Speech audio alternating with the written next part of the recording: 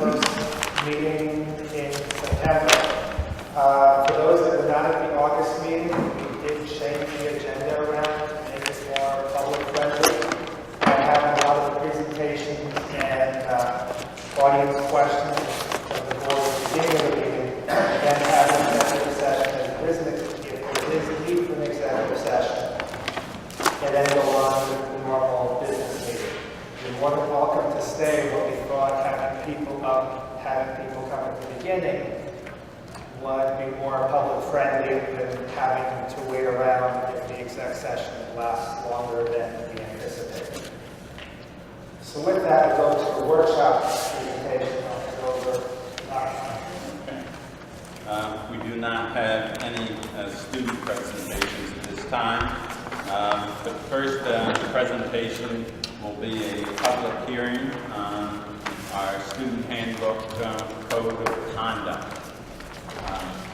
A couple things I just want to point out ahead of time is the fact that while we realize, the timing of reviewing this document is a little off time schedule, it was something that needed to be addressed at this time. It's a document that was reviewed by legal counsel. As a result of some changes in the law, there were some fairly significant changes that had to be made, and we'll highlight those items today. There were also many smaller changes, which we're not going to go into depth. The board does have a copy of that information as well. In the future, we're certainly hopeful that we shouldn't be reviewing it this time. This is a document that would be edited as the school year comes to a close, and I would recommend that it becomes a regular part of the district's reorganizational meeting in July, so everything is set in place. Also, the board has a version with which any changes that were made are highlighted in blue ink. Please be aware that there is also a cleaner copy, so if you see something like the cover letter that has already been adjusted, the staff roster has been adjusted, and a lot of the minor things are already set in place. But I thought it was simpler for you to follow the version that had the colored ink in it. So what I'd ask the board first, and it should be noted in your packet, the first area where there is relatively significant change has to do with the honor roll. And I'll just read that portion. It says, beginning in grade 6, students may attain honor roll status each marking period. Students must attain a GPA of 90 or above with no failing grade. For high honor roll status, students must attain a GPA of 95 or above with no failing grade. Each quarter will be calculated on an individual basis. Cumulative averages will be used only for NJHS consideration and 8th grade graduation achievements, such as valedictorian, salutatorian, and honor graduates. The change there is basically an increase of from 85 to 90 for the regular honor roll, so that is a significant change. Now, as I go through the changes, if you have questions, comments, concerns from the board, then certainly address it as we're on that page. Okay. Okay? I'm wondering why these numbers only match up with one other district in Orange County. It's a pretty significant jump. I think part of the history, I'm going to let Matt speak more to that, but certainly I think statistically extremely high percentage of students were on the honor roll last year, but I'll let Matt expand on that.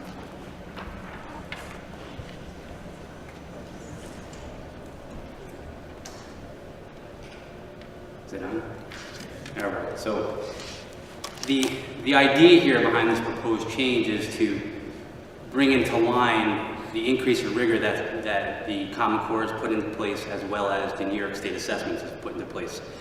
Along with our new APPR, the local scores are being calculated through our MAP data, and we've increased the rigor there as well. And what we're hoping to accomplish here is to really give a very clear picture of progress along a continuum for each student. So students who are attaining honor roll status or high honor roll status and are falling within the percentiles on MAP scores, 40 and above, 50 and above, pretty clear indication that they're going to be the ones that will be getting 3s and 4s on the state assessments come April. So we've done a whole lot of data work. I can go through as much as you would like me to go through, just to bounce ideas around to see if our thinking is in line with actually what was happening. So one of the first things I'll show you is that the last year, just taking the fourth quarter averages from last year for the 6th grade only, just as our sample set. Last year, under the standards that we have right now, 75% of our 6th graders attain honor roll or high honor roll, 75% of the class. With these new standards kind of superimposed there, it brings that 75% to a 35% hitting honor roll or high honor roll. So why is that significant? The reason that's significant because this past April, that same 6th grade class, their achievement scores on the New York State assessments were a 41% and a 35%. So it really does show that that high band of rigor at the upper levels of the honor roll, 90 and above, really is in line, for this sample set anyway, with an expected New York State assessment score.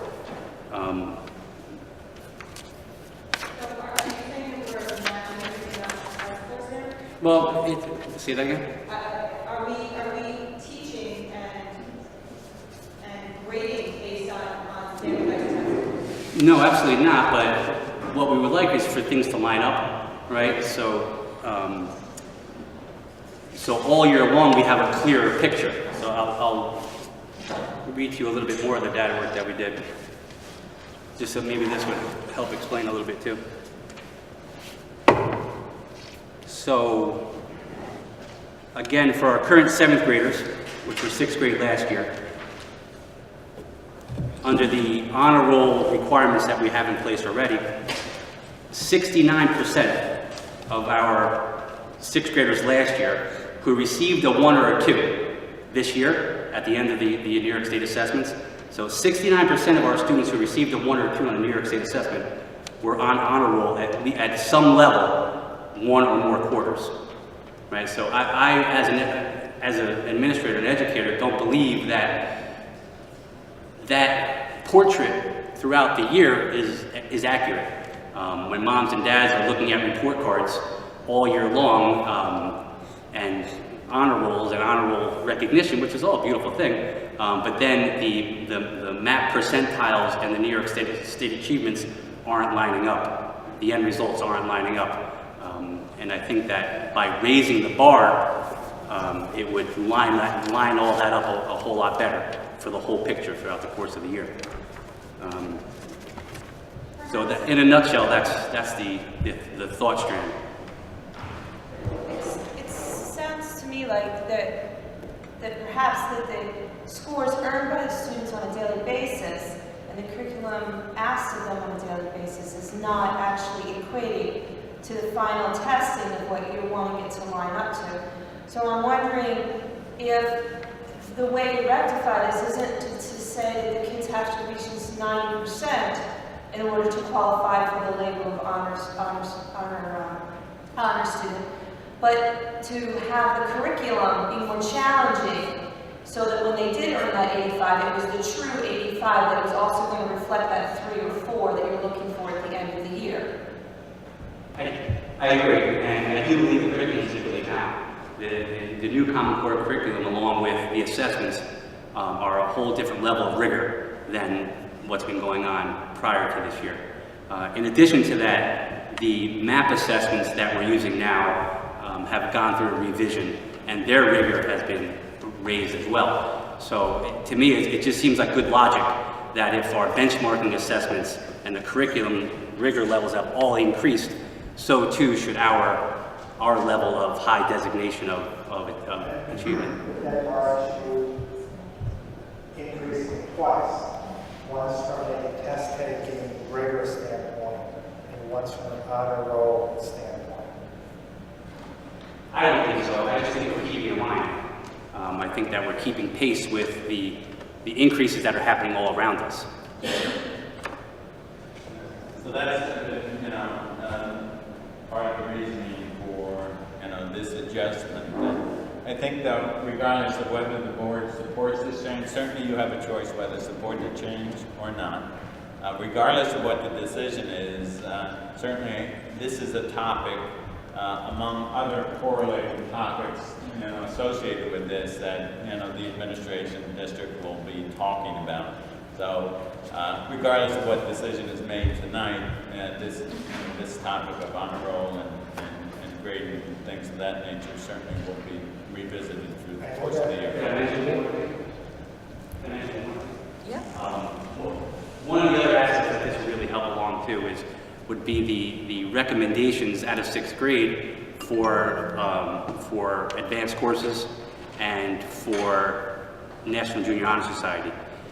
Again, when teachers are looking at, when we're using our own assessments and our own grading systems, which I've shown that we're increasing the level of rigor there, the recommendations are more pure when the end result, the honor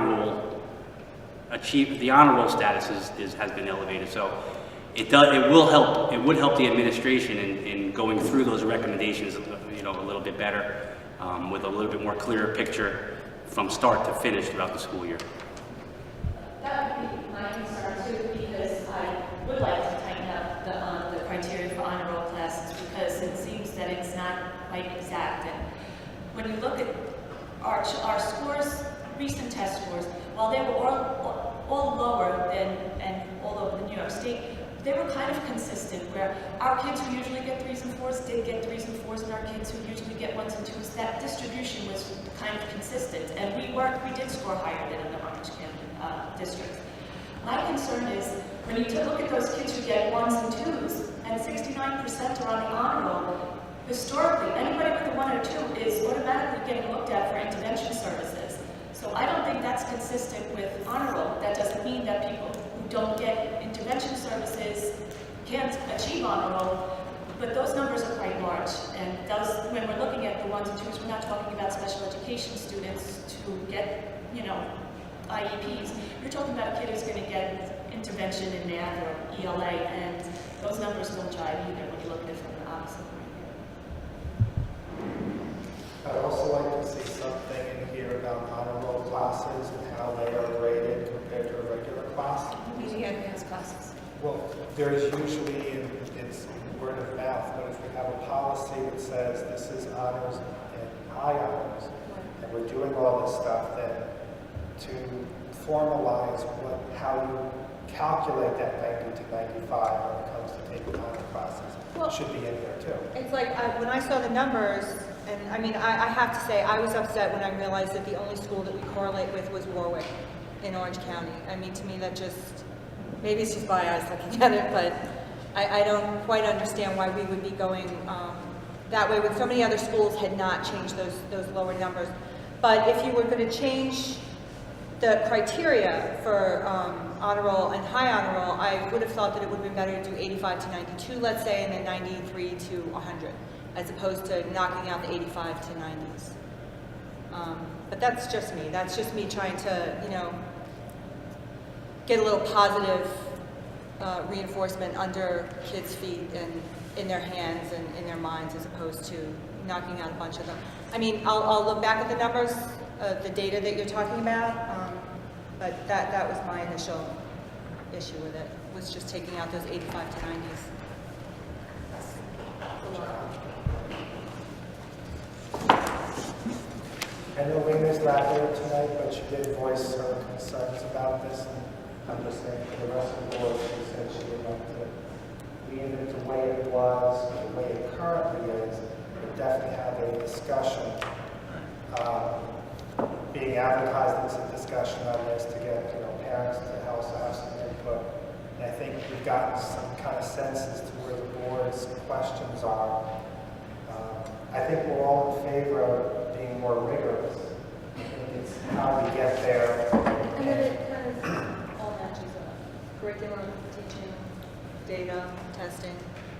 As long as it does match up. Honor roll should not equate to ones and twos on the student Correct. exam. I think But I've alluded to the fact there There are, are some ones and twos that are brilliant and don't take tests well. There are threes Absolutely. and fours who can't sit in the classroom and get through, like the work that the task that they're being asked to do. So there's a little wiggle room. yeah, within and there's a everything. lot to play and that type of thing. I think I'm looking for a much more esoteric school district than I'm in. Yeah, but maybe it'll be helpful, so when we get to the end and we look for approval, we just do a quick straw. How many are in favor of the change, how many are not, just so I can do a quick feel, we don't have to backtrack Do on it. that now. Pardon me? Yeah, do that right now. How many would be supportive of the change? I think with a little more wordsmithing, I'm okay with being more rigorous. Yeah, as I said before, I would prefer to see the curriculum more challenging to get to that 85, so that the kids were leaving more prepared for where they're going. And that's kind of what I think part of my thing is your rigor is increasing, which we think is good. So I think We that's all gonna, like it. I think I that's think gonna that be might out by the end of automatically the be year. out. And even if we make the change now, doesn't mean if we find that we did increase the standard twice, it doesn't mean we can't revert back later, because, I mean, we do want to recognize effort and talent and those type of Right. things, We also want so. them striving for it. I mean, Absolutely. I mean, you're going to hear a lot during my about raising expectations for everybody. Oh, you're not talking about and raising that's, expectations. it's all, we don't want to be unrealistic, but, we just we don't are want to going get to complacent. keep raising the bar. We don't want to create disincentives. I mean, we want students to feel good about themselves and performing and things, but we want it to mean something when they get there. Now, one last question as far as implementation. We're already into our second week. This is going to be approved, going to get sent out to the homes with a certain date to come back. Are we already 5 weeks into the quarter? Yes. Are we approving this? Well, if we approve this tonight, yes, it becomes effective when this gets handed out to the students. So I'm just asking. Effective January 1st or something like that. Yeah. We'll work It's on gonna that. catch some of the We'll work kids on who that. wouldn't get honor roll, and they would be in honor roll the first 2 semesters, and then you'll see a change. We'll have to work out the logistics. I mean, it's a relevant point, the fact that it's approved late. By the time we get things copied out to the community, or maybe just a separate information goes to parents. You have back to school nights coming up. Maybe this is certainly a topic that can be addressed at that time. But it's, there's this fairness issue as how we communicate it to the students and the parents, and what's the time frame for implementation. Okay, so we'll have to work that. All right. So, did I see 4 in favor and how many opposed? Everyone did. Okay. Yeah, I'm gonna go through with the tabs are the important things I want to make sure. I mean, if you have little before we get to the next tab, because the next tab I have the next, and it's really a pretty quick question, is selective classification. But you have something before that? First page at the top under the sale code, we need to change that. Yeah, and that's Got right. that one? Right, Okay. Yep. And then the second page, I am no longer president, please change that. We do have that revised, the Yeah. faculty roster. Okay, just no. Okay, we have revised and we've updated the roster, so Thank all you. those things have been gone. The very first page after the calendar is description. It says the 1 of the 3 K districts.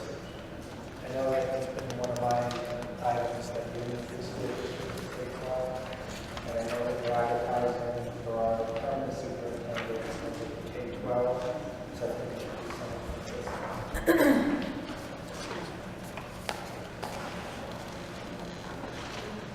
You're saying we should say K-12 there? I think that, getting into the school is by definition K-12. Well,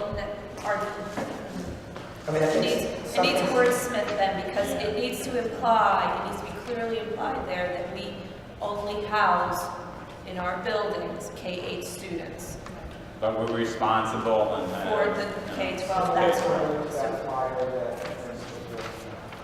that will change it. So some clever wordsmithing though.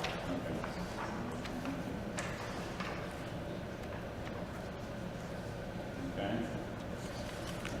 Anything else along the way before we get to the? Did we address the attendance? Did the attorney have a comment? Without page numbers, it's kind of hard. It's before honor roll. It's 2 pages before honor roll. The attorney's comment, 1 page before honor roll. Whatever is in blue ink is the change from the attorney. Your version, if you see it in blue ink, that means the attorney has put it in. They're saying, I don't know if that the apology. Oh, okay, no, that is eliminated. Okay. Okay. So we're good then? Yes, Pages yes, before. yes, we are.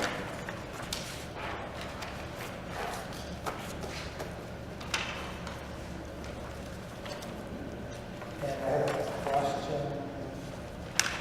2 pages after honor roll, there was the DLP, the shared decision making in the building.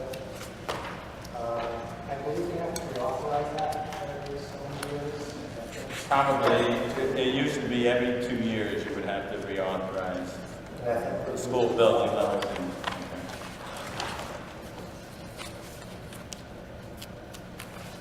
And a couple more pages that was to do with lockers in the middle school.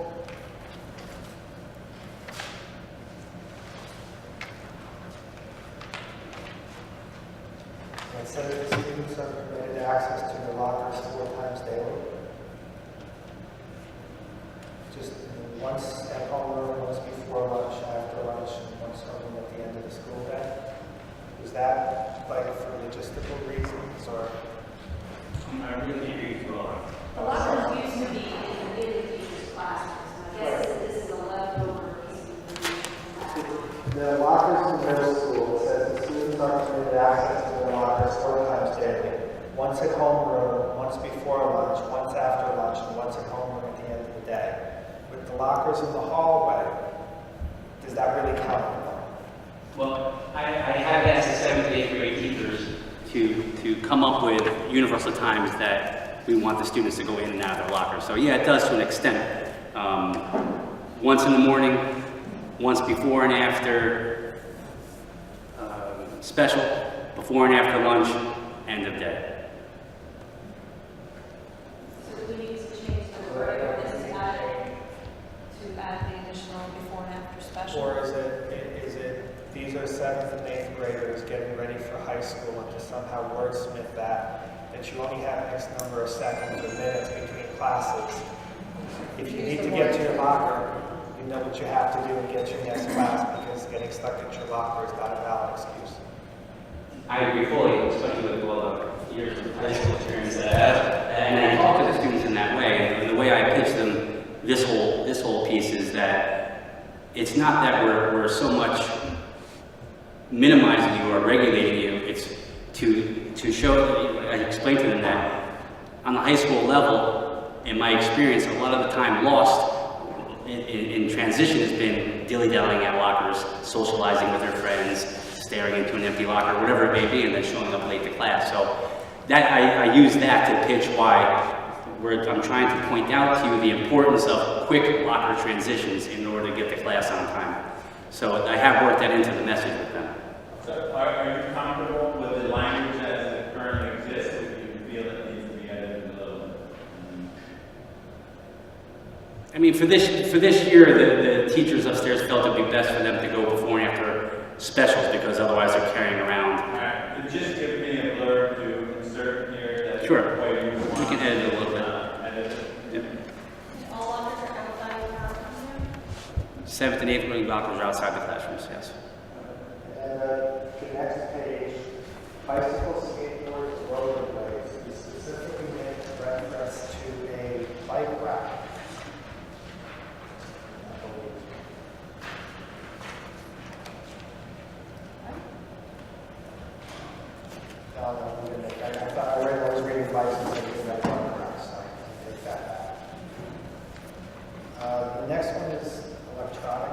devices. And having been at many, many different seminars over the last couple of years with Bring Your Own Device, and it is 2013, and most kids, I'll say, probably do have some type of electronic device. Does it make sense that if it's in their bag or their locker, turned off during school time or unapproved times, that is a perfectly valid process? And if they don't follow that process, then it will be confiscated by the administration or you and held for the parent. But I think in 2013, with cell phones and all that, if it's not being disrupted, especially since we are talking about bring your own device and all that kind of stuff, I think we need to look at that process. And I know it's a whole bunch of things, again, to your point, Dr. Andre, before about starting this process earlier. So there's a bunch of different little things like that that I think we need to I would certainly concur. I mean, I'm not sure I would want to take a total position that cell phones shouldn't be in school, but certainly they should be off and things because you know what has happened, safety-wise and things. I mean, this language is partly how the attorney has written it up, so, and it's part there, but it is a policy question as much as anything when you get to the topic of. Yeah, actually, I think that if I remember correctly from last year's law seminar, there was something about that the rights of the students to have that on that during school, even if it wasn't on. It had to, the school had the right to say it had to be powered off. The student had the right to keep it on in person. We'll edit that paragraph. Okay. Off and out of sight. Yeah, and off and out of sight. Yes. And that, I just met with you, I meet with every single grade level, and that's really the message, because I know the parent, and as long as I tell them, off and out of sight, it's not ringing in class, you're not texting in class, you're not snapping photos of your friends on the playground and texting it to somebody else. It's not a disruption to the educational environment, and we're good with that, And if that is on, you're confiscated? And that's my message to them. I tell them to get one warning. Matter of fact, I just met with the 8th grade yesterday. Every test. Right. Oh, yeah. They're middle schoolers who Yeah, quick. It's not as hard to enforce as I've seen in the past in here. The next page, addressing the grooming. There were a whole bunch of different sections in here that after going through the policy book, I think they're also policies. Maybe we can put the policy number next to it, make sure that the policy book that we have is matching what's here. Not that we have a policy book that says one thing, our handbook says something else, because then we're left nowhere and trying to enforce it. Just to cover on that page, the walking, I know that it's a big thing, it has been in the past, to bicycle to Green Lake Middle School in the spring for the students. I don't know if that has to be addressed in the handbook, or if that's just a memo that we can send out on a yearly basis to remind parents that that's not preferable, it's not safe. And any of you correspondence, Matt, do you send anything out to the middle school parents and students about this topic? The bicyclers in the spring. Oh, yeah. But do you see the need to attach it? There's a statement here about not permitting to walk to River Lake Middle School. Do you think that it should also include bicycling at that point too? Can't hurt, for sure. I know before my time, there was a big tradition of people walking and biking to school the last days. I mean, they haven't done it since I've been around, but I know it's in the history. I can't see how it would hurt to add that, for sure.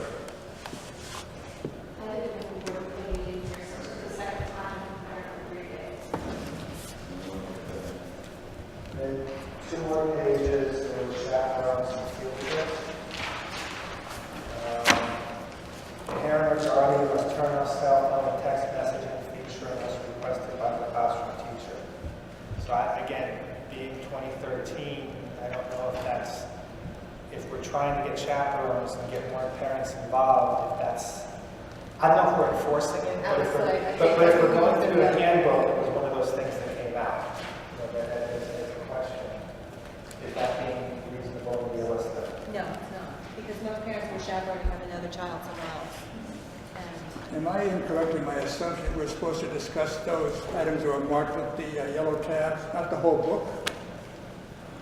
I thought the tabs were the ones the lawyer added, but we're approving the entire book. Because if I had known about every single page of this policy book of the kids, I would have been more careful. Okay. You were micromanaging a little bit here too.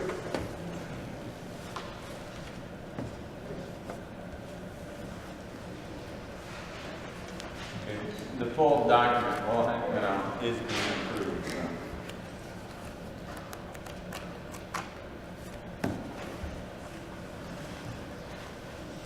Anything else before we get to the selective classification?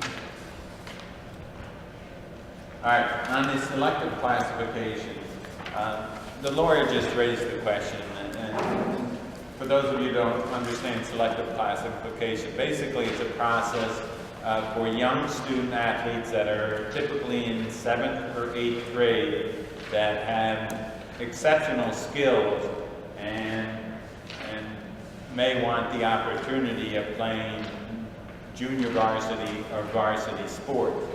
What it involves, though, is, and the athlete truly has to be pretty special because there's a pretty demanding physical test that they have to take in order to be allowed to go up to the JV or varsity level to participate.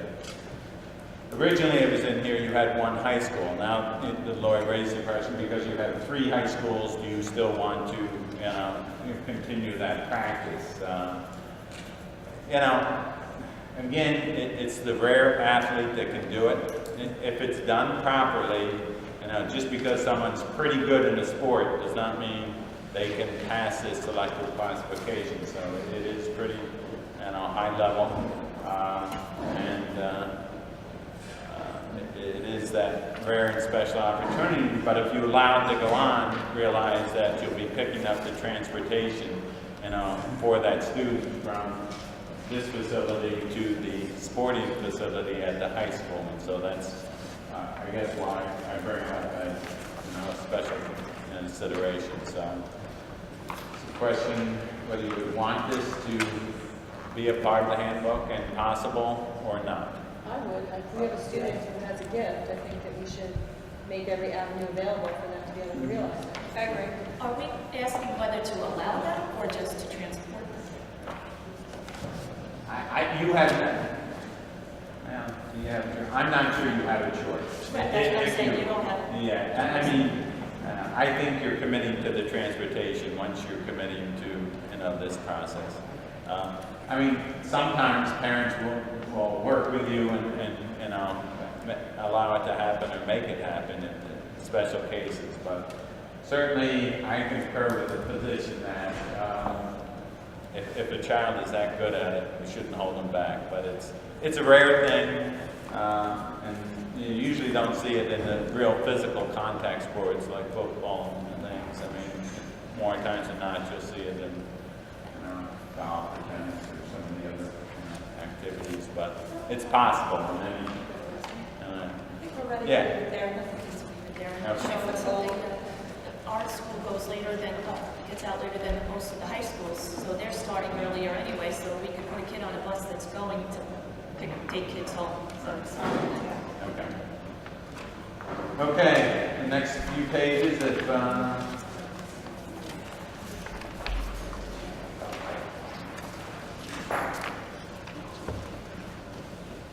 hearing nothing, I'm going to jump to the DSAC, the Dignity for All Students Act. This was set into law a few years back, and you'll see a lot of blue in the next several pages. This was all, added by legal counsel. So it is something that certainly had to be added to the handbook and program. Some of it, I believe that you did have, but it's certainly more extensive now this time. Any questions on that particular portion? Does this just apply to students? Yeah, this portion does, yes.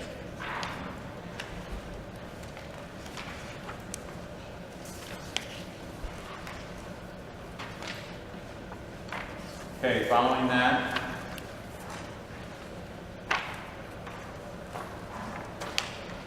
again, over the next few pages, you see minor edits from the school council. Again, in the blue ink.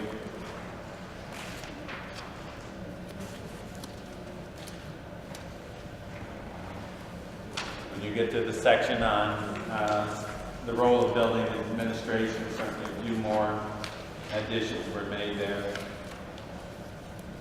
for the next couple of pages. So it's all pretty much legal language that needs to be there.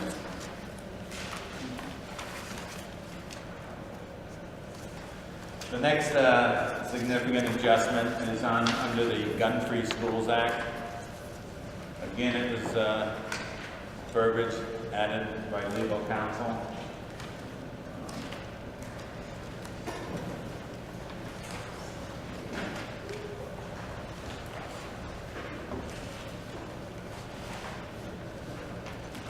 Any questions on that section?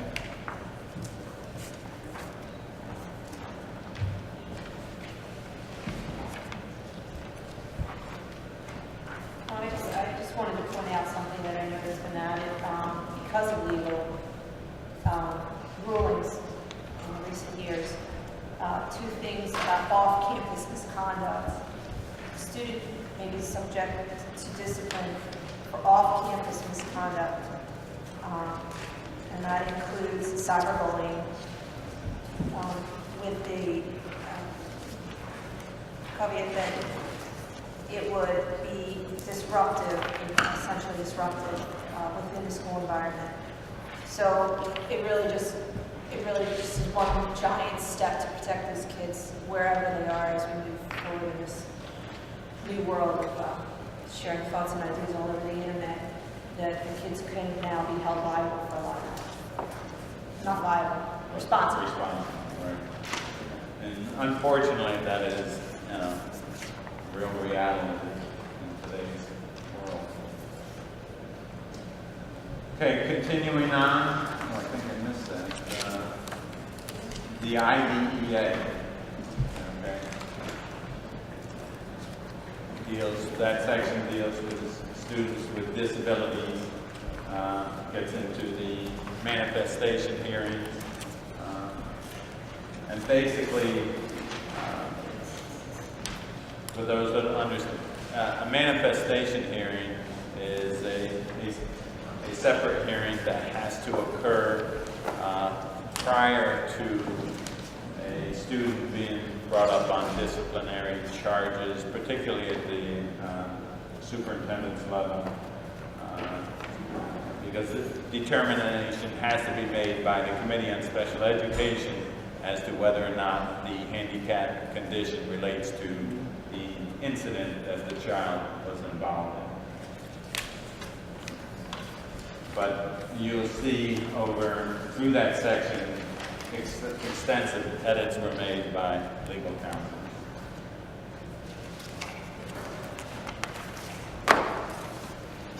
It goes on for several pages.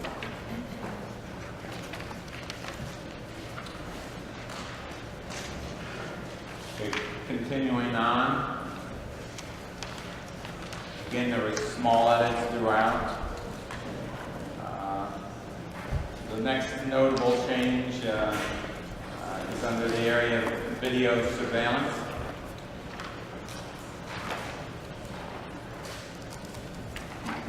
Basically, this school district, like most school districts, you're seeing a greater utilization of video cameras on campus for security purposes, and schools have an obligation to inform parents, students that video surveillance is there and can be used, or will be used, if necessary. Is our video surveillance checked daily? I don't know that is it all up and running?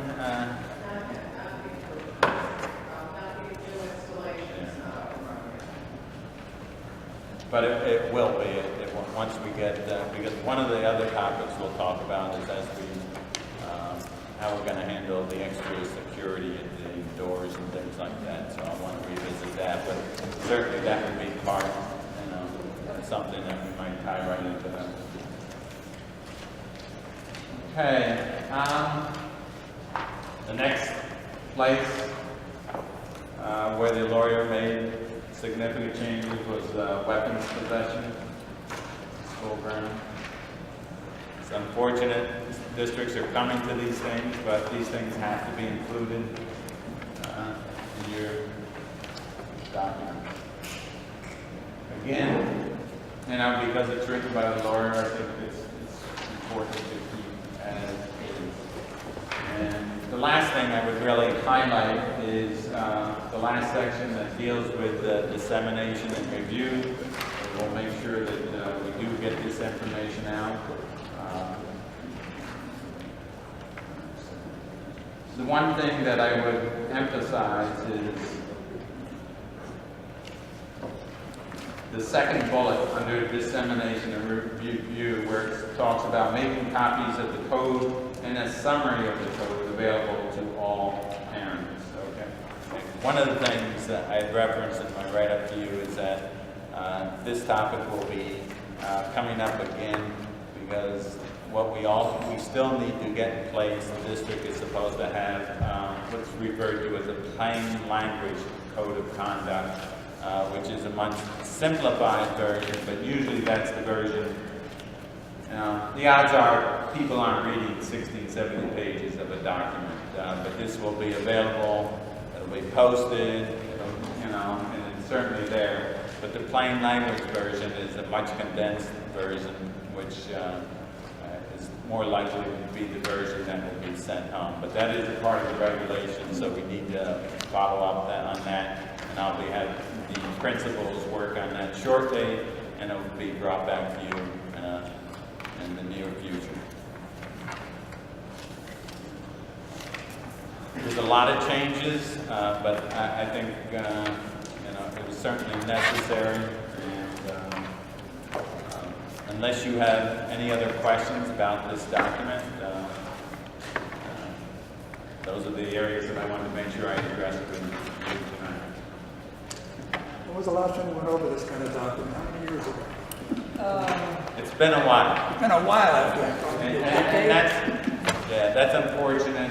The thing is, the timing is not great. As I said before, certainly the administration will be told that this document should be reviewed in the spring, and we can get into more of the entire document, and it should be approved by the board at your reorganizational meeting in July, so everything is ready to go. So we'll certainly have that in place for the future, along with the plain language version. Okay? Yes. Okay. All right. Next presentation that we have, I've asked Sarah Haddon, our curriculum specialist, to provide a brief overview on the test scores from last year. We're not going into a lot of depth, but certainly it's some important information to help discuss where we are and where we need to go.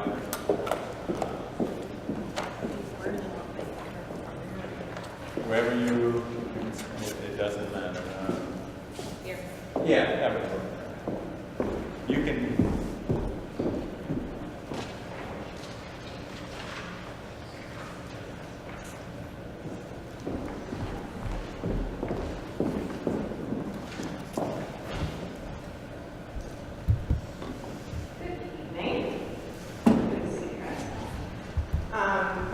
So I would like Dr. just said, I was asked to give a brief update on where we are with the Common Core and testing update based on our spring scores.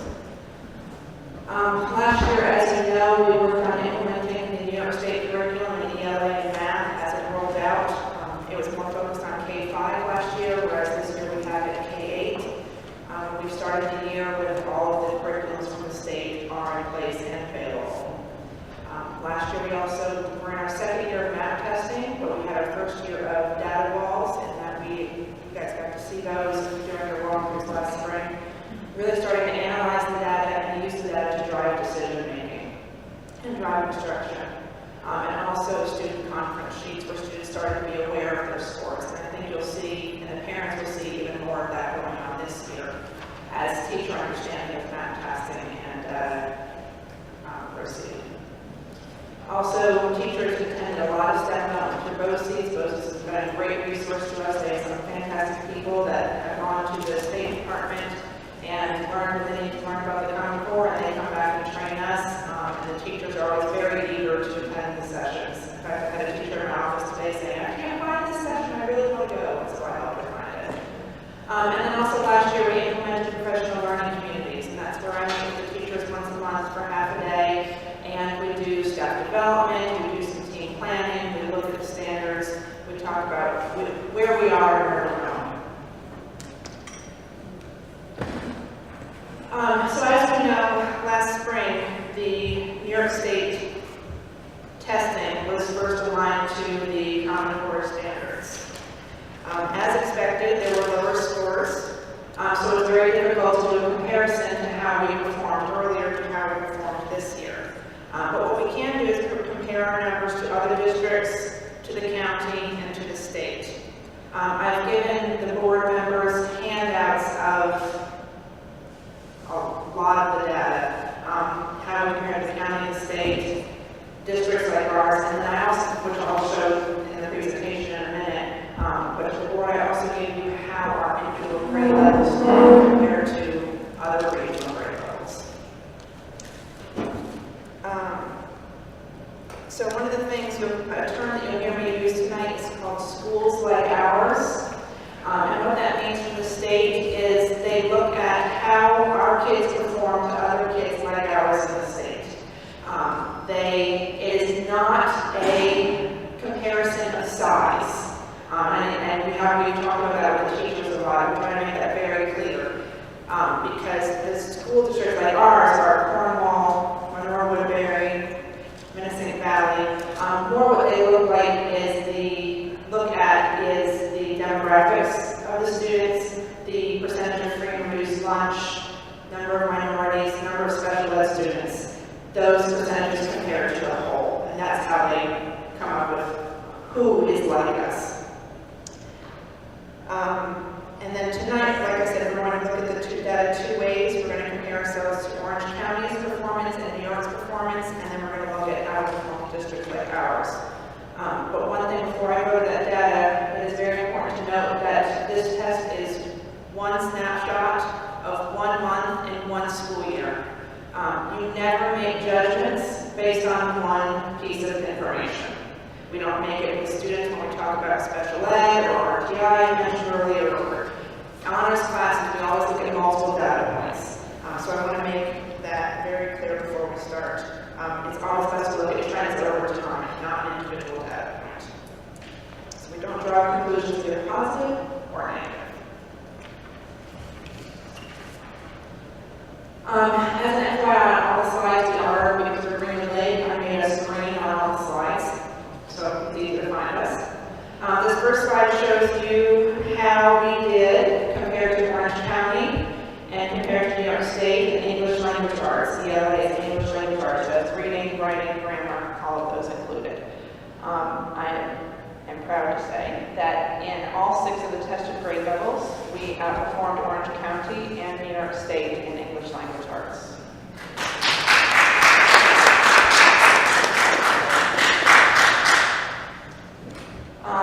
This slide shows how we performed in math. In math, we outperformed the county and the state in 4 out of 6 grade levels, and we outperformed the state in 1 additional one.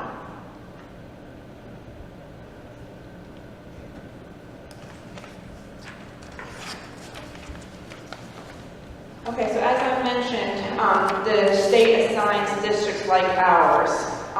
So again, we are the green, and the districts like ours going across the bands.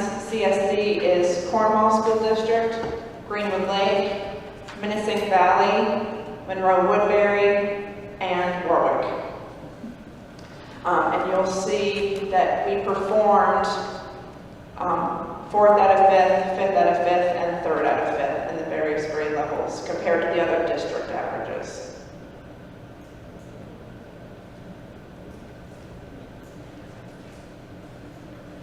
In math, we did the same comparison, 3rd through 8th grade compared to other districts like ours.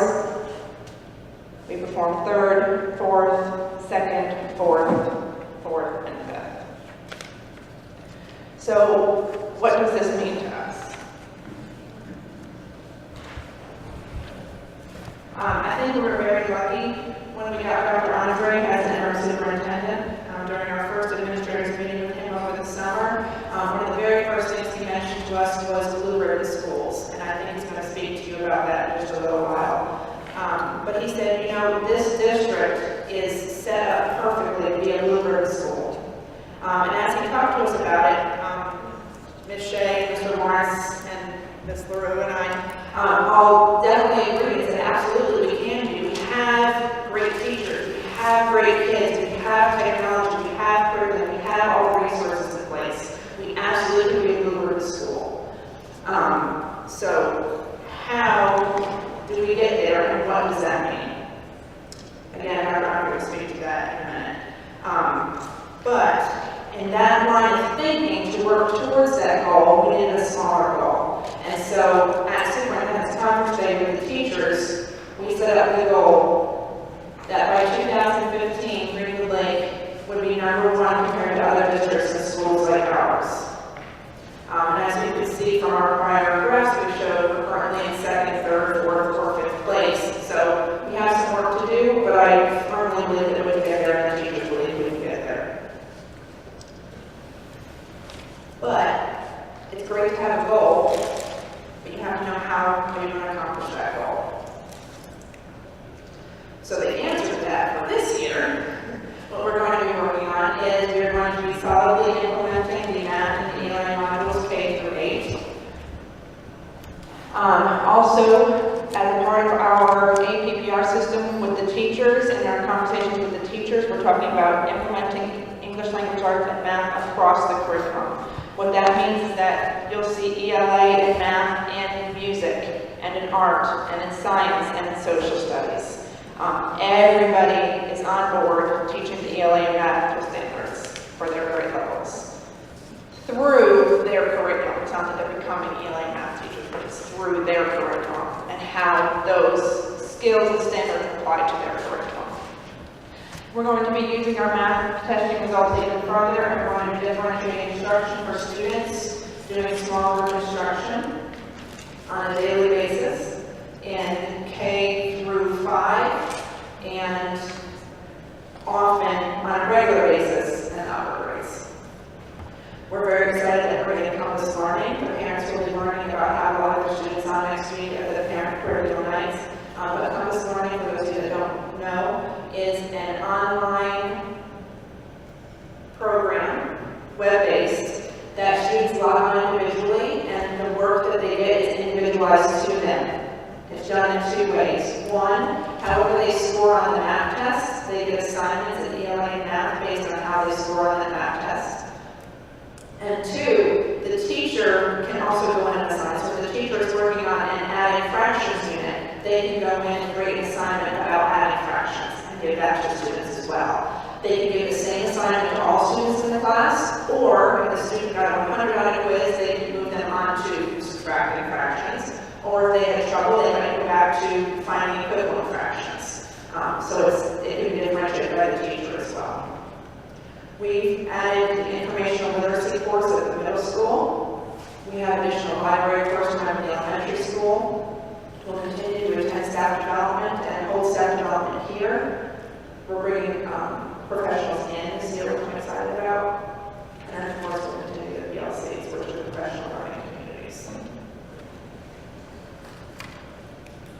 So all in all, I'm really excited about the direction that we're going. I think, like I said, we're set up for some great things, and I absolutely know in our heart that we're going to get there. And Dr. Honover is going to speak to you about Blue Ribbon Schools, unless you guys have any questions first, we can do that after. I just have one request. Is it possible to get this data instead of the like districts? Can we have it formatted so that we can see how River Lake K-8 is comparing to the Warwick, Chester, and Tuxedo school districts?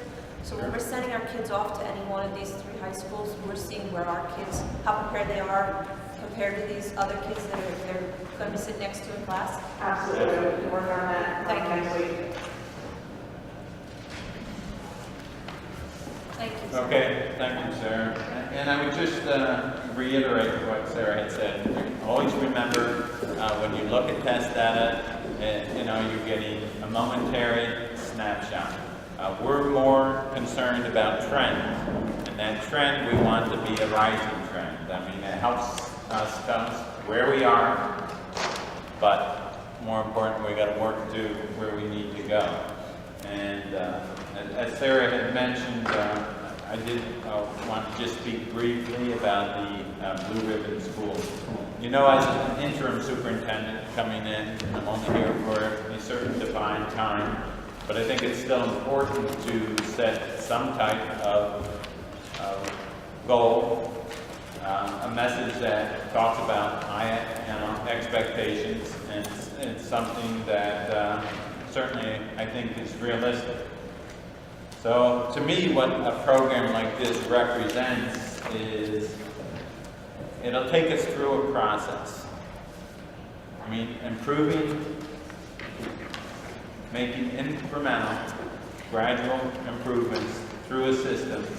You have to start someplace. And that first place you start is a recognition of where we are. Test data gives us one snapshot of that, but seeing all the good things that are going on in the classrooms and things of that nature are certainly equally as important there. We'll look at how we are doing instructionally, what type of staff development we're doing. Everyone in the state has a learning curve through the new assessments, the Common Cores and things, so pretty much everybody is in the same position there. So we recognize where we are. By setting a goal such as this, it's a recognition of where we want to go. Because if we get there as a school, that means the students are doing that much better as well. And our job is to prepare them for the competitive world that they'll be entering. A program like this, it's important because it's a concrete, measurable goal in the end. It's something, there is a process, there is an evaluation system, and there's some clear criteria involved. It also talks certainly about high expectations, and it's really a total school community effort. And these are the type of things that I think the school community needs to be focusing upon, how we can make our community stronger by making our schools stronger and everyone working together. Just in a quick snapshot, there's a couple areas that a school district can be recognized in for the program. The one category is the exemplary high-performing school. That's pretty much the goal that this district is going to have to focus on. And that talks about being one of the highest performing schools in the state. And typically they talk about being in the top 15% of the state for that. High goal, but possible. Then there's the second category, exemplary improving schools. However, currently this district would not qualify for that because there's a baseline where your free and reduced account has to be at least at 40%. Currently we're about 34% here, so we're not quite in that category, but there certainly is one high goal that we can take aim for. then let's just talk briefly about the indicators of success and why I think it's a relevant goal. Because in reality, these are the things that, regardless of whether a school reaches this level, and certainly it's hard to do, engaging families and community. It really is about, parents are going to have to play a key role, school personnel are going to have to play a key role. It really does take that team effort. It talks, obviously, you got to focus on your curriculum, and certainly a lot of work will be done on that, which ties, of course, into the Common Core. And typical with the curriculum focus, you're going to be spending a lot of time on reading ELA, because the reality is, even a high portion of your math assessment results are certainly relate highly to how well a child reads. Questions in math are getting much more complicated. There's a lot of reading involved in that, so that becomes extremely important. The other categories it tends to look at, I'd already referenced instructional methodology. Again, something that goes hand in hand with next, the professional development. Right now, the district calendar that you built has several staff development days built in, and there's certainly no shortage of topics to be dealing with that, so school districts need to be focusing on that, plus there'll be opportunities outside our walls for that. And the last component they look at is school leadership, and that is something that you have a great young talented group of administrators, and that will help as you go through the process. So I think it's something, I've said it before, I said it when it was interviewed, I just have high confidence in small places like this. I just think amazing things can happen, and I think there's nothing wrong. In fact, it's critical to set your goals high, because you'll be amazed what you can get out of your students and ourselves when we expect more out of them. So I expect when I'm on a beach down in South Carolina in a couple of years that I'll read about Greenwood Lake being a national blue ribbon school. Questions?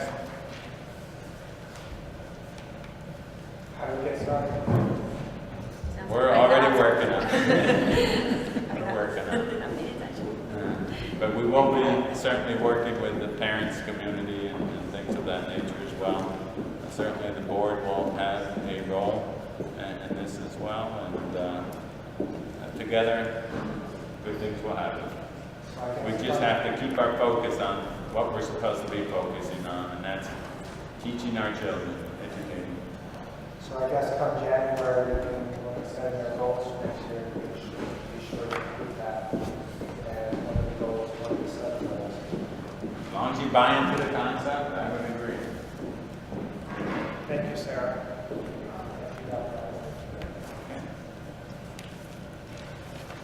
Moving on, PTSA.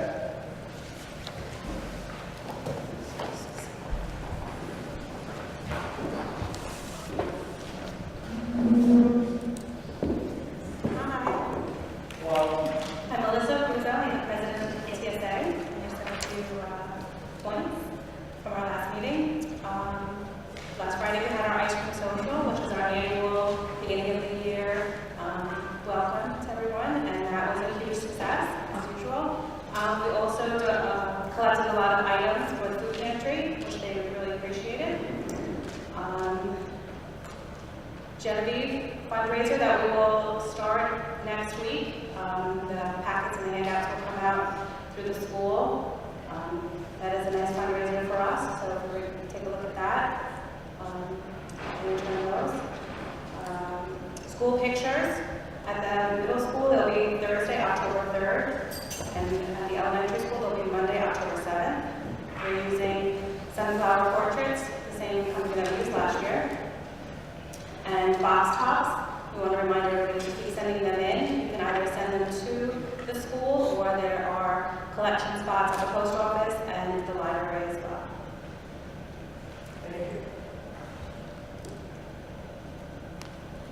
The village liaison.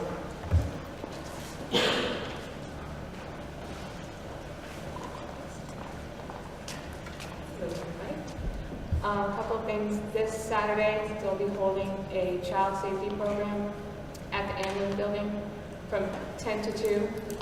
They'll be doing fingerprinting and car seat installation for free. The library is holding teen movie nights on Tuesdays for 11 to 17-year-olds from 6 to 8 p.m. On Wednesdays, they're holding a gaming tournament play for Xbox from 5 to 6:30. And as always, on Wednesday nights from 6 to 9, the teen center is open in the basement of the Holy Rosary Church. And then again, on September 28th, they'll be holding a teen movie night at the beach and a bonfire in October. That's what we have. And if you guys need anything, feel free to give us a call. Thank you. Public statement on agenda items, which is public statements. And again, policy 1510 is limited to 3 minutes per person until everyone has had a chance to speak. We have our official timekeeper, who's almost ready. It's a box in there, 3 minutes. Here we go.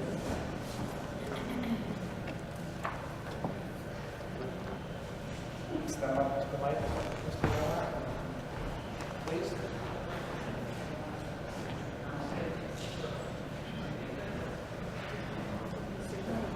Yes.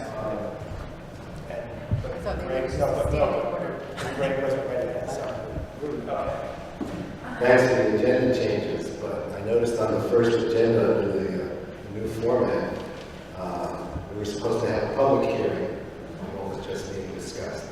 And what you had was a board discussion, was not what I would call a public hearing. I don't know whether a public hearing was intended or whether this was just a board discussion. But just for future reference, that is not a public hearing, not the type of public hearing that I've come to.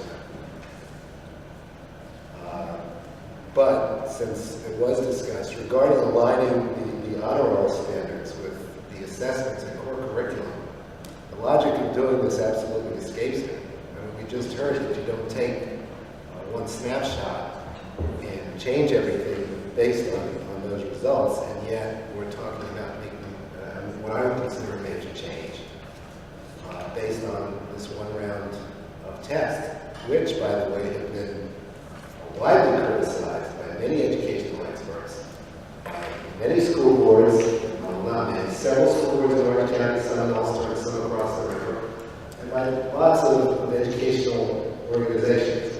So I don't see why we're rushing to align what we do in our district. Basically, to me, telling many children that have been on honor roll, or who may just barely make honor roll under the current standard, that they're no longer eligible because they only scored in the 2 range on this test.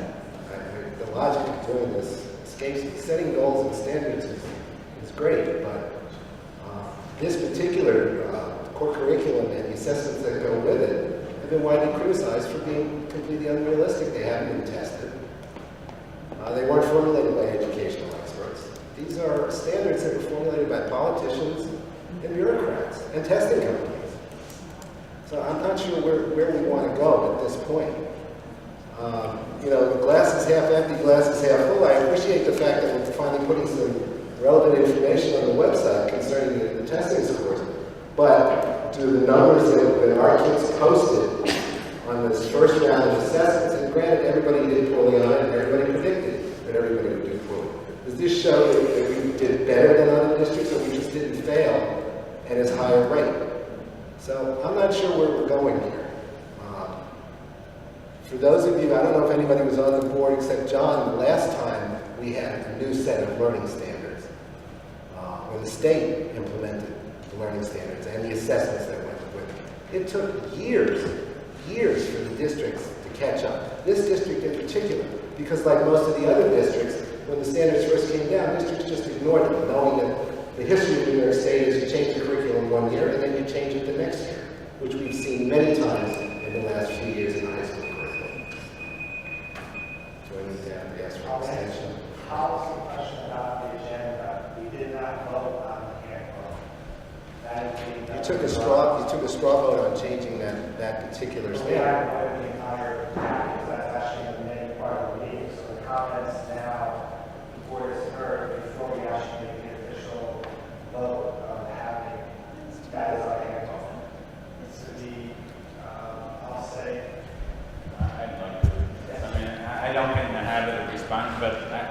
don't want people to walk away with the perception that this change in the honor roll was made because it just correlated highly with the test result. That analysis was done much after the fact. This recommendation to make the change had occurred much earlier, before all the results were out, and it was, and there was a number of reasons, but certainly part of it was the disproportionate number of students that seemed to be, at that level. So there was a lot of factors involved, not just one. It certainly is not just all about correlating, because a lot of what you said about the test, I don't disagree with. What you're telling me is that the disproportionate number of students in the 6th through 8th grades last year met the honor roll standards set by this school district.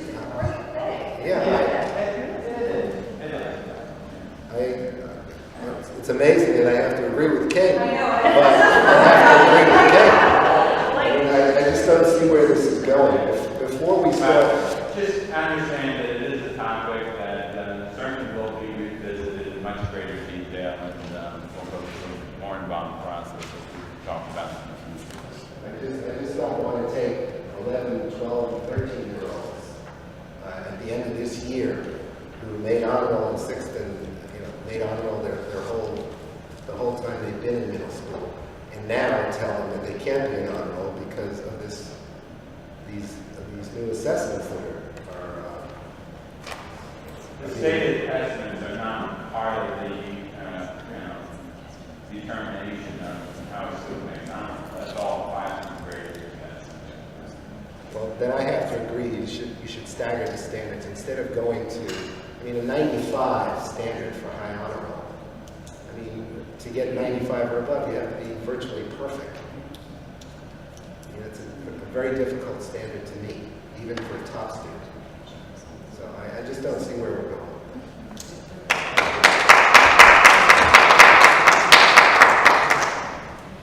Are there any other public comments?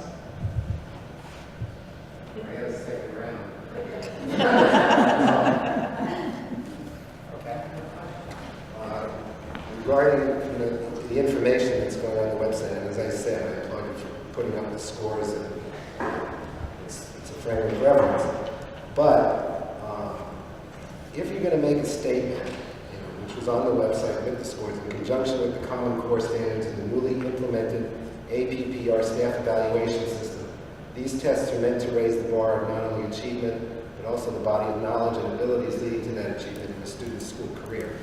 Once again, I haven't done massive research on this, but the outcry, against what's happening in public education in the 45 states that have adopted core curriculum has been overwhelming. Parent groups have sprung up. There's 3 in Orange County already. There's a statewide movement in New York for asking parents to send their kids' test scores back to Commissioner King with a short explanation of why they're doing it. If you're going to make a statement like this on the website, first of all, it should be attributed to somebody. Is this a quote that we got out of a handbook? Is this our administration saying this? Is this the district's philosophy? As I said, there are several districts in Orange County and school boards have made public statements that they are not in favor of the level of standardized testing that we're at this point. Other school boards have come out, against the whole notion of core curriculum because it's an untested curriculum. There was no frame of reference. There was no research done to show that you can start preparing 3rd graders for college or careers. Who decides this?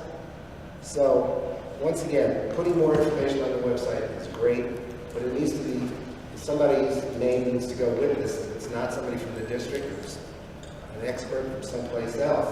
But this kind of statement to a parent whose children are maybe just starting out in the district, I think it sends the wrong message. And I think it sends something that's not necessarily true.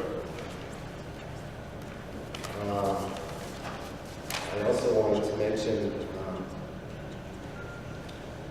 well, I pretty much covered everything, but as far as the new agenda format is concerned, I really would consider revising it again and leaving a public participation section in at the end of the meeting. Anybody who's willing to now sit through the meetings to the end should have an opportunity to comment at the end. I don't think it would add much time to the meeting since I don't think most people will actually hang around here when you have your executive sessions during the meeting. And the other thing I noticed is district minutes, which are records of these meetings. District minutes do not reflect what is being said at this podium. As somebody who speaks at every meeting, I'm not asking for credit, but perhaps if written statements are being read at the podium by members of the public, they could be included with the minutes. The minutes are, I understand, are a record of a meeting, but it makes it sound like it just basically says the public was recognized. And, you know, it's like we were here, but we never said anything. So I would just consider doing that.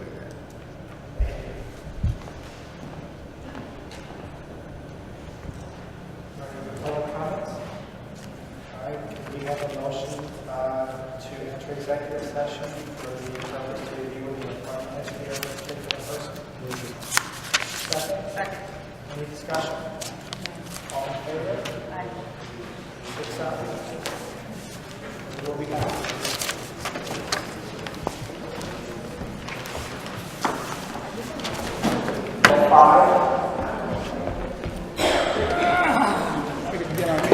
Yep.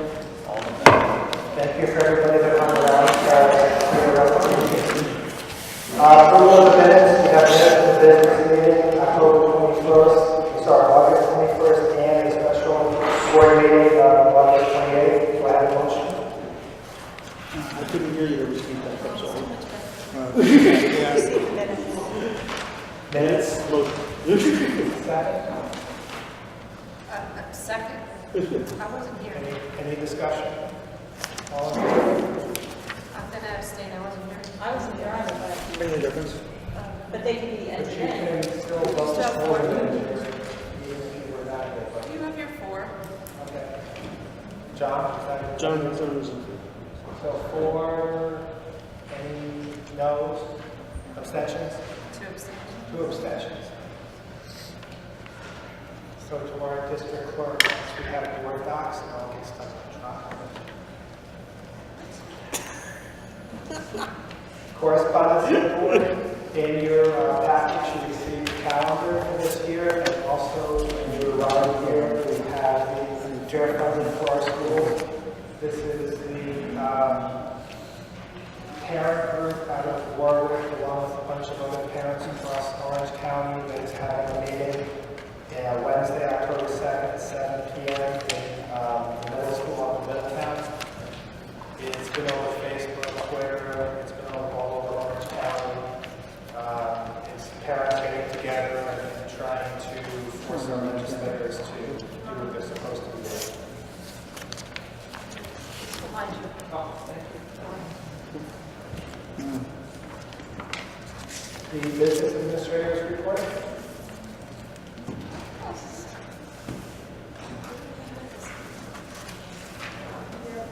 Please accept the financial reports for August 2013, the bank balances, the claims order report, warrants, the revenue status report, budget transfers, including the allocation for the new position of the elementary school library media specialist, and the budget status report. Motion. Second. Discussion. Thank you, Ann. All in favor? 6 out. With that, I'll turn it over to the superintendent. Okay, the superintendent recommends that the Board of Education make the following resolutions. Be it resolved that the Board of Education hereby approves 1. Finance. Be it resolved that in order to compensate for the costs associated with reduction to prior year aid reductions from summer school handicap expenditures, the Board of Education hereby amends the 2012-2013 original budget in the amount of $43,250 to be transferred to the special aid fund from the general fund. Personnel. A. Leave of absence. Acceptance of leave of absence of Aaron Delapia, teaching assistant assistant, effective September 30th, 2013 through June 25th, 2014. Appointments.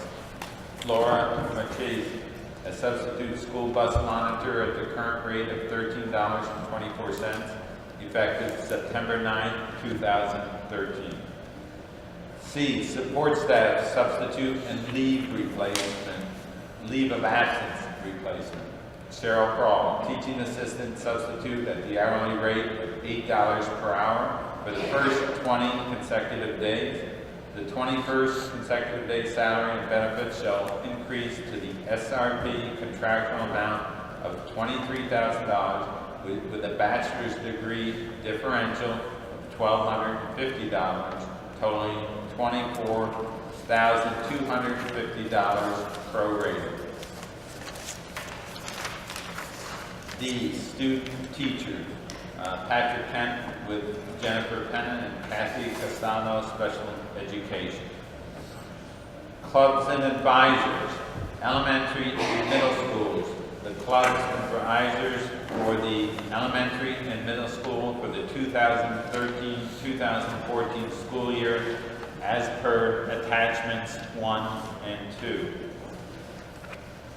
Mentor stipend, $2,160. Victor Pignataro for Amy Cordisco, elementary school librarian, RTI specialist. 2, Kathleen O'Connell for Nicole Pelletier, elementary school reading specialist.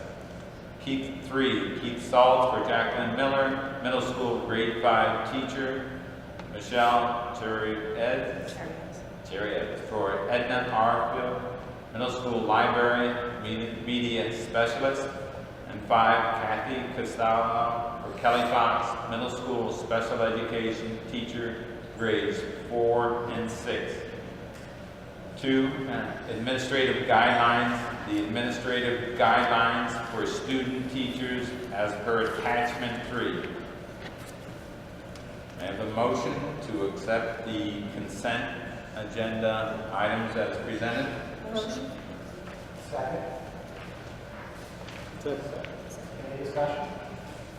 I just wanted to say thank you for giving us a list of clubs and activities, and once they're approved, if we can get them on the website so parents and students figure out which they'd like to participate in. And also thank you for the administrative guidelines. I know that being on the board, we've asked for many years of starting to get some procedures and in place, and it's nice to see that process moving forward. And that should clean up, as I understand at one point, the auditors had referenced that item, so that should clean it up. And it certainly keeps the superintendent and Board of Education in the loop, which it should be. All in favor? All in favor? 6-0. Board operations, there's an addendum agreement between Greenwood Lake Union Free School District and the Warwick Valley School District as attachment 4. The code of conduct, as we had our presentation earlier today, for approval. There is an acceptance of the BJ's Adopt a School donation to the elementary school, and that's $500. And we did a major upgrade of all of our PCs in the Lake Union district, and there's a huge list of disposed or obsolete computers, some of which are going back to OCs, but we have to officially obsolete them. So do we have a motion? Motion to approve. A second? Second. Discussion. I think one is taking code part B, the code of conduct, out of that consent agenda, so we vote on that separate. There was still some discussion on that. That was what I was going to ask. Are we voting on that? Because if there's things that need to be worked, we can't move it then. Then is somebody making a motion to remove? I'll make a motion to remove code of conduct. And I'll second that motion. Second. Discussion. All in favor of removing item B from the general consent? 6-0. Okay. So now we have the motion of the consent agenda with A, C, and D. Any discussion? All in favor? 6-0. Until intent is to revisit that at the next meeting. Well, the entire code of conduct or just pieces of it? Well, I think that's. We'll have to complete the edits, but I probably you should see the full document again, so we'll put it on the agenda for approval at next meeting with the edits. Now, there was discussion about the whole honor roll. I know that we took somewhat of a consensus during the presentation, but I think there's still some discussion that needs to take place. So at this point, would it make sense to keep the existing honor roll structure, knowing that the classroom rigor, grading, whatever you want to say, is being updated to Common Core? Possibly updated. Possibly. And then schedule a discussion where it is publicized that we're going to talk about the honor roll Can you criteria. restructure that question? Because honestly, I'm not entirely sure what you just asked. Are we okay with everything in the handbook except for the honor roll, the new honor roll standard? So what are you asking? If we That leave we the honor approve. roll standards the way that they are right now The way they are right now, the 85 and 90, and approve the rest of the, and approve the rest of it as we made adjustments to it. At least the administration now has, they can go back and work on those particular areas. yes. And then next month, we'll vote on the complete code of conduct and schedule something that's publicized that we are going to talk about honor roll. And maybe it's after the first morning here, I'll leave that to the administration to. So I'm clear, when you get for the next board agenda, the updated, edited code of conduct, you want the honor roll to stand as is currently in existence. Is that what I'm hearing? I think that what we're agreeing is that we're not ready to change it until we're ready to agree on the Mid-year. changes that need to be made to it. Okay, then the existing honor roll will stay in effect And maybe unless it changes. next month, we could have that discussion. And then you can do an addendum then, if you, after a hearing? You can, when you have a document before you, and it's not atypical that there is discussion about it, you can still approve it as amended as long as we're clear on the language. If I present it in one manner, if I go back and the document has the old format or any item in that code of conduct, if we do some editing at the table, all we would have to do is make sure we're very clear on what language we are approving and still approve the document as amended that night. So, All right, so the question really is, do we need more discussion on the honor roll proposed process? Not anymore. Well, no, I think we can approve this document this evening with not making that change until we've had further discussion on that piece and then addend it later, but they can still have an approved document this evening. Okay, so then you can go either way, yes. So we can approve everything that was gone over as amended tonight, with the exception of the honor roll criteria, which will be a discussion item at the next meeting. Yes. So you can accept it. Okay, so do we have a motion for that? Motion, as you just stated. Yes, second? Second. Is there any more discussion? All in favor? 6-5? Okay. There are no non-action items. Committee on Special Education enclosed in your packet for board approval of the minutes of the Committee on Preschool Special Education meetings held August 29, 2013, and the Committee on Special Education meetings held September 10, 2013. Motion to approve. Second. Any discussion? All in favor? Any opposed? 6-0. Board member reports? I am no longer a board member. You Who are. has a report? You were a board member. Who has a report? I'm sorry. Tuxedo meets tomorrow evening.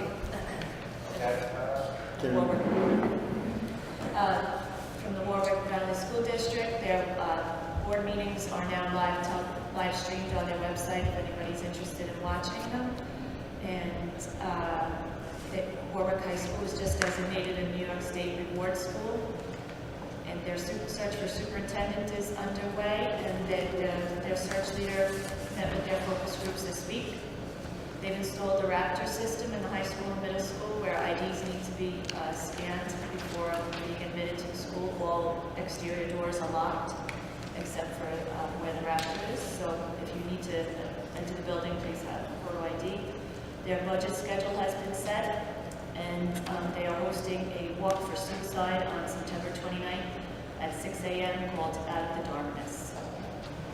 And I attended a work session at the Board of Ed with a presentation by the New York State Center for Rural Schools, a program initiated by grant money from New York State and carried through at Cornell University. They have a website, nyruralschools.org, and a Facebook page and Twitter, and I highly recommend everybody in the community who has any questions about data or want to compare with other districts in the state. There's a lot of information there, and as far as budgets, as far as demographics, so it's very interesting, and it's all public information, and it's just available in one place, and there are tools where you can make comparisons. When Ms. Haddon said schools like ours, there's something where you could generate, if you type in GRE, you'll get, you'll be able to choose Greenwood Lake School, and it will generate other schools, whether, you put elementary school or middle school in the state that are like us, and you can see how they're performing and where their budgets are, and you can actually make comparisons. So I highly recommend to anybody who's an educational advocate or interested or just wants some information, it's a great resource. Okay, I guess this is my turn for the Chester School Board. I've gone to 2 Chester School Board meetings at this point. I was lucky enough to be able to have one of those meetings be a tour of their facilities. So I was able to go through Chester Academy and I saw what those facilities are like. They actually have updated their security infrastructure there, including security cameras, including auto-locking doors via a panic button in case something happens. So they have been upgrading their security procedures there. They're doing a lot of really good things there, actually. Some of the things we know of as a school board, but I'm not sure that the public knows. And that's that all of their students, as we've talked about a couple of times, get Chromebooks to be able to do all of their work on. So they are always on a private VPN. These Chromebooks are not used for things like Facebook and social networking and things like that, but they're used to be able to allow the students to do all of their Common Core work, all their textbooks are on there. It's there for note-taking, and it eliminates the need to have the loose papers for them to take home and lose because they're on the Chromebooks. So the fact is now it's a very easy way to be able to send notices home in order to be able to allow parents to know what's going on. And this can all be read about. It's all on their website, so you can check it out and see for yourself exactly how they're using the Chromebooks and how the program is evolving. They do have students involved in virtual high school as well, which are online courses to help with their expand with their existing curriculum options, in order to allow for more AP programs to be available to students, in order to take advantage of those types of things. One of the things that I found to be very interesting, which I'm not sure anybody here knows, is that their high school principal, Ms. Leslie Hyatt, is being recognized and is receiving the Mid-Hudson School Study Council's Award for Excellence in Administration. She's being honored in October. So the fact is they seem to be doing a lot of really good things over there. Things are moving in a very nice direction. Unfortunately, it seems in this district we don't know a lot about what's going on in Chester. So I want to make sure that the word gets out that Chester's doing a lot of really good things over there. In order to enhance the experience for our students, and from what I've been told, and what I would love to talk to our students themselves, I've been told the 7 students we do have going there are so far very happy with what they've been exposed to there, but obviously it's still very early in the school year. So at this point, that's my report. I do have one other thing to add, which is with regards to Mr. Michel, who gave a wonderful presentation at the last school board meeting regarding another unfunded mandate called the Data Dashboard. Okay, one of the things is that obviously, as you've probably heard about, there are a lot of school boards that are very up in arms about this, and Chester is one of them because they already do this via their school tools application. So they are banding together with a lot of other school districts in Orange County in order to be able to quote-unquote stop the movement. So hopefully there's going to be some movement on this. I wanted to let you know that as well. They are being represented by David Shaw for this movement, so I know that we know who that is. So I don't know, I know that there's going to be meetings about that in the future. I figured I would give you about that as well. And as far as anything else goes, that's it from the Chester side. Thank you. Thank you. Is it possible on our website, maybe like a high school corner, where we can post as we get things? And it's just like, it just says high school corner on it. If you want to find something out about any of our 3 schools that we know about, besides their side, it's just a way of getting information out there. Anyone else have anything? The Orange County School Boards had their first meeting in September. We had an update on the Affordable Care Act, what is known as Obamacare, along with APPR and the like. Florida and Highland Falls, I believe, were the 2 districts that started the talking about lawsuits and the data dashboard with David Shaw. I know it's growing and growing, and I have the administration know that that's coming because we have to select a company by the end of September, but you can't have an actual demonstration. You have to come with the software, which I think is kind of funny. You have to buy something without taking a test drive. But that being said, I know that it seems to be bubbling. The other thing is, being in Orange County, I kind of get a feel of what's going on at the high school level throughout the county. There's a whole bunch of discussions about state testing and all that kind of stuff. And not having a high school and having tuition out of students, we're not directly involved in a lot of the college processes that go on. And one of the issues that in Orange County we're concerned about is the amount of remediation that colleges are saying that our high school students need. Not that they need remediation, which is the issue, but basically they have to pay for the credits that doesn't count towards their diploma. And we, Orange County, and the school boards around, we're trying to figure out where is that gap. Is it that what we're calling a high school diploma not up to where college entrance is, or is college entrance just totally disconnected and trying to figure out where that is? So as much as we, and I'll myself, talk about Commissioner King and Chancellor Tisch, if we're going to have a truly honest assessment of testing, and I know it's only one snapshot of time, but if it is truly an honest assessment and not a way of lowering the bar over the years, then I think that's a good thing. And I think that we're sitting here and talking about all this stuff, I think is a good thing. Because the last thing we want any of our kids, and I have a kid that's going to high school next year, and you have one in high school looking at college, is when they get to college and they take all those entrance exams and come to find out that they need 6 credits of remediation when we think we're doing everything we can to get them the best possible high school education. So I know there's a lot of talk about it, but I think having the discussion is a good thing to get all the players on the same playing field talking to each other so that we can then figure out what the colleges are looking for. And the colleges and the teaching disciplines can also be teaching the future teachers what it is that we're trying to get to. So I just think it's a good thing that we're having the whole conversation. I think you're right, but I think we also have to look at what's being done with our students and where we can say we want something different, because quite honestly, with our high school students, we're a consumer, and no other district around us is, which means we have the ability to say, this is working here, this isn't working there. If you want our kids and you want their money that follows them, then we need you to up the ante. Or if you're doing what we want and what's moving them very smoothly into a college or not a college, a career moment, then we can say kudos, thank you very much, and our money is well spent. So we get to be the consumer and do our research and select the best that we think is for our kids. Absolutely. One other item was that we did hire a search firm for a permanent superintendent.